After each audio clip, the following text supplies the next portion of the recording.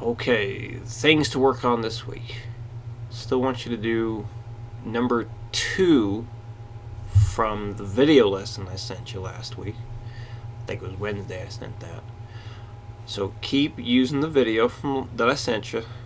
Use those timestamps in there in the comment so you can keep going back to the video and just hit the different speeds over and over until you get them. And with this guy here, I'm just going to work on a nice clean 60. That's all I want you to do. And remember, when you're sliding to any of these notes here, because everything's always a whole step apart, you always have a note in the middle. You don't want to hear the note in the middle. So if you hear a little like chromatic sounding thing like that, well then you've slid too slow. So even though you're making a continuous motion, we don't want to hear that note in the middle. It's got to be. So just with the first 2 notes, that's the motion you want to make. You pick, you wait, you slide.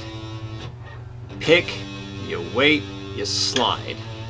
You do not want to go pick, slide right away, because let's put it this way, if you're gonna pick and slide that fast, that means the whole thing's got to be done like, and so on. So it's too fast. We're not going to do that. So basically, you're changing to a new finger every string you go to, and the purpose of this is to further train your left hand to have adequate pressure on the strings for all your fingers. So this way, when we are changing chords, you have that adequate pressure every time. And yes, every time. Okay, well, let's be fair and say 99% of the time, because I'll flub a chord here and there still. But yeah, overall, the pressure should be adequate enough that you don't have any issues with not hearing all the notes. We maybe should talk about your guitar setup. Make sure the action is low enough so you're not having to put a lot of pressure. I don't remember how your action is. I'm pretty sure I looked at it once. I should probably do it again just to see. If you know what gauge strings you have on there, that'd be good. So let me know what gauge strings you have on. We may want to put on a lighter gauge set of strings, so this way it's less fatiguing to play and it's just easier to hold the frets down. So we got some options on how to make it easier and take less strain off your hand, so less fatigue and all that stuff. We want to definitely focus on ways to make things easier for you to play.